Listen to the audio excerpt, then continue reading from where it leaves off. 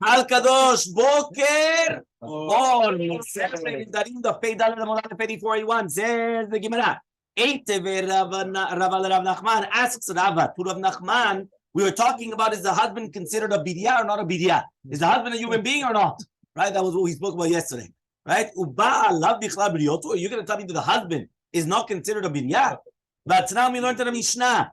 Netulani min Yehudim. If a woman comes and she says that she's not going to be with the Jews whatsoever, meaning she's prohibited herself from hana from the Jews, yafer chelko, he could be mefer haparat nedarim, his own chelek, utemesh habashon, then she could benefit from him and he could benefit from her. Uten netula min Yehudim, but from everybody else, no.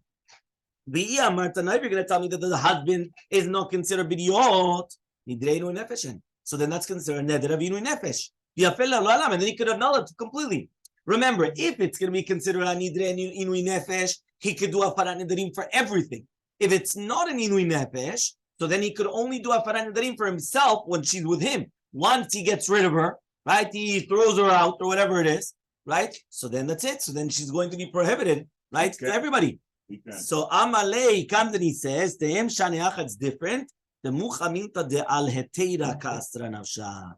When she came and she made this neder, it's muchach that she did it on something which is only going to be of the heter that she's prohibiting to herself, not to anybody else. If a woman comes and she says, "I'm going to be prohibited to every man," well, obviously you're already prohibited to every man. You're a married woman. You cannot be with every man. So therefore, obviously, she was only prohibiting herself to her husband, that he is permitted to her. So the husband could do hafarat nedarim on his chelek. Right? But on everything else, everything was prohibited. Okay? She could, but she So he comes down and he says like this. We're by the two dots, where the two dots says, imagine right now a woman comes and she says that she's going to be permitted to everybody. She's allowed to have leket shichal peah. So says the Gemara, well, why didn't we learn about Maaser? We only brought down three different things that she's permitted to take. Leket shichal peah. What about Maaser ani? If she's an aniyah now, because she cannot benefit from anybody in the world, have maaser ani. It's the exact same thing. It's like the hefker of the leket shichal peah. Amar Rav Yosef says, we tell like a shetar question. Rabbi Eliezer, Rabbi Banan. Our Mishnah is like chachamim. The maaser ani, the baalim have tovat hana'ah, that they can give it to whichever ani that they want. And therefore this woman is prohibited to come and to accept it. But the Braita is in accordance to Rabbi Eliezer, that he says that Maaser Ani, they do not have Tovat Hana. You know what Tovat Hana is? I'm going to ask you a question. You guys give Maaser? You guys give Maaser? I'm not speaking to John though. Yeah? You guys give Maaser? Yes. Chazak Baruch. Very good. Okay? Do you decide who you give Maaser to? Yes. Yes. Why? I could come to you and I should tell you, give me the Maaser. Right? And I could force you to give it. Why? Because you have what's called Tovat Hana'ah. Meaning you have a benefit in it, that even though you can't use the maaser for yourself, but you have the choice of which institution to give it to. That's called tovat hana'ah. Maaser ani is a machloke between Chachamim and Rabbi Eliezer. According to Chachamim, you have tovat hana'ah to decide who do you give maaser ani to. Which year do you give maaser ani, doctor? Maaser ani. Shlishi six, 3 and 6. 3 and 6. 1, 2, 4, 5 is Maaser Sheni, and Maaser Ani is 3 and 6. So therefore, on years 3 and 6, according to Chachamim, what happens? You take the second 10% and you could give it to the Ani. According to the Chachamim, you decide which Ani you give it to. So since you're the one that decides which Ani you're giving it to, so therefore what? So therefore, if she made a neder against everybody in the world, you can't give it to her because she's benefiting from you. So it's a sur. But according to no, she could have the leket shichal peah. But that's hefker according to everybody.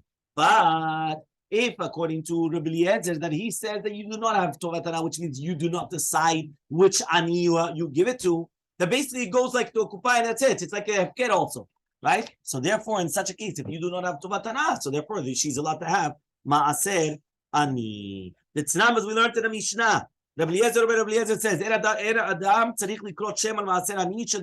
a person does not have to come and take, if you're going to purchase perot from an Amaretz, and there's a safek whether they take off Masrot or not. Chachamim came and they said that you have to be Maaser Rishon and the Trumat Maaser and everything, and give it to the Kohen.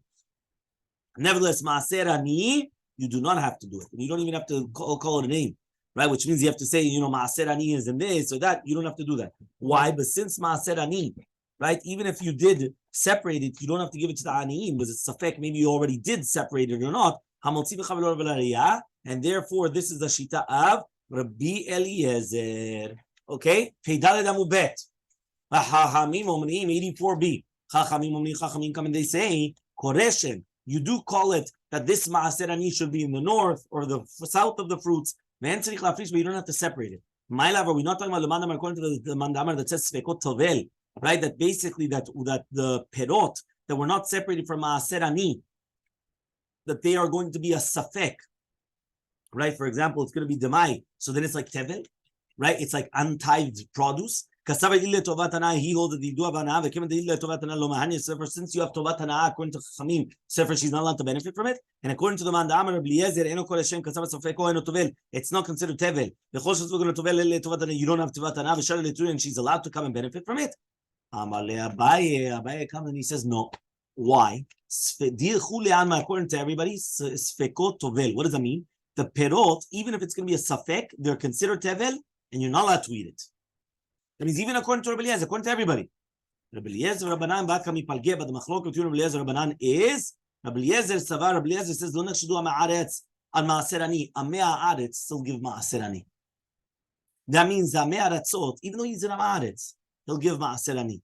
Kevan dilu mifkan nichsev hu ani v'shakel lehu let lepseida. Because since if he's going to be mafkid, the ha'aretz, his properties, and he's going to become an ani, so then he could take it for himself. Meaning the person could come, make everything hefked, take it for himself. He's an ani now. He has nothing. And then afterwards, right, he could take it back. So it comes out that there's no hefsed in the separating the ma'aser ani from his properties. So Rabbanan Savri, but Rabbanan hold, a person will never come and make hefked his properties. Maybe somebody else will be zocheh. And therefore they are going to be suspecting of, that means you understand what happened. Are we going to come and say, you know what, maybe you could be mafkid everything, then you'll take it for yourself, you're an ani. So he says, according to the first shita, that's what the Chachamim say. The Chachamim say, you'll never do such thing. Because all you need is one smart guy to come and grab your properties before you, and now he was just zocheh in all your properties, so you lost everything. So you're going to take the risk of making everything ifked just to come and take ma'aser ani? Doesn't make sense. You have properties, you're going to come make everything ifked, even on a slight chance of 1%, that somebody's going to come and grab your properties away from you. You wouldn't do that. So that's shitat chachamim. When to Rabbi Eliezer, a person could do that, and they would do that. So therefore, that's why, right? An amaretz will still take off maaser, and according to chachamim, the amaretz will not take off maaser. Rava Omer, Rava comes and he argues and he says, "Kan be'maaser ani mitchalek betoch bayit ichpiv v'natatel levi lager." Right. So here we're talking about maaser ani, which is given into the house, meaning you already brought it into the house, and it's written over there netina. Because it says natatal leviv lager.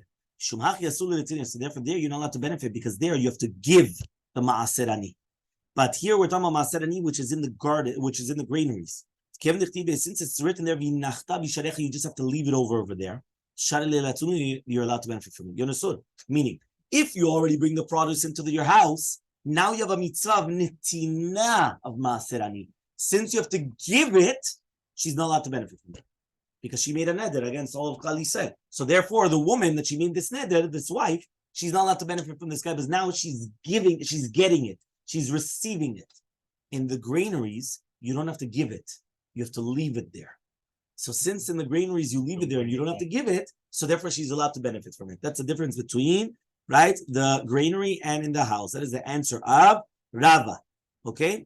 2 dots. What happens if she comes and she says, if the Kohanim and Levim, they're going to benefit from it. So therefore, right, that she doesn't want that the Kohanim and Levim are going to benefit. So they could take it against her will.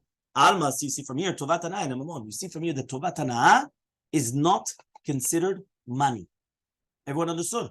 One more time. Tovat Hana'ah is not considered money. Meaning it's a benefit, but it's not a monetary benefit. You understood the difference? A benefit is that right now you decide which institutions to give the 10%. It's called Tovat Hana'ah. But in that in itself, is that money? No. Says what we just said here. We just say here no. I know that it's not always correct because sometimes they actually use it.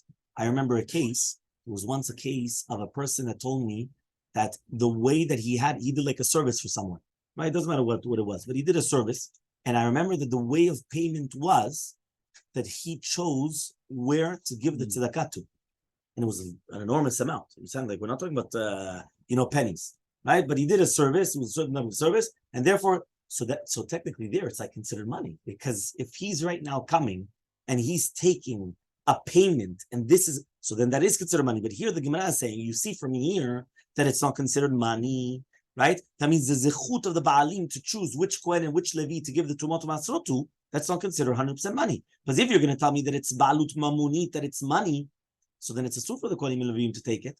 But the fact that the Kohen and Levi could take it against their will, so it's not considered money. Okay? So Ima Seifa, let's see the Seifa of that Braita, the Braita of the Mishnah. The Seifa says, Kohanim elu Levim elu ne'emnu, but these Kohanim or these Levim, so then other Kohanim could take it. But the original Kohanim, no. Alma Tovatana Mamon. There you see that it is money. Because if she comes and she says, you know what? I'm making I don't want this Kohen to come and take my money. So now, okay, so he can't take it, but another one could. So you see from here that it is considered Tovatana. Sorry, that Tovatana is considered money. But if you're going to tell me that it's not considered money, so then the same Kohanim could still come take it, even though you made a neder against these Kohanim. Okay, the first case was all the Kohanim and Levim in general. So it doesn't help. The second case, right, was this Kohen or this Levi. So it does help. So the question is why? That means you see it is money. Answers the question. One is Rabbi, okay, and one is Rabbi Yosef Rabbi Yehuda. The time we learned in a Braita. Now we're going to see the machloka between them. Imagine right now you came and you stole from your friend Tevel. You heard? John Doe stole from his friend, from John Doe number 2, right? Tevel, right? What does that mean, Tevel?